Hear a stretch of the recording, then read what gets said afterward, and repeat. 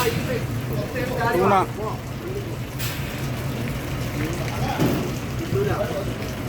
Isda. Muna tayo. Makapagsaing. Halagang 24. Pwede na. 2 kilo yan.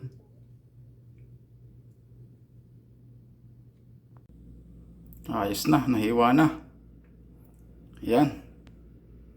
Meron tayong kalamin sa tiyo. Sangkataribang sibuyas at bawang. At ready na ang ating paglulutuan kaserola. So,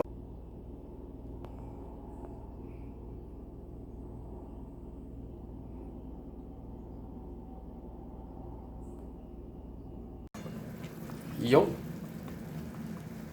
Ayos na rin.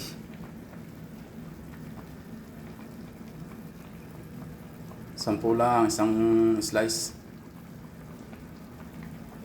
PM lang sa may gusto.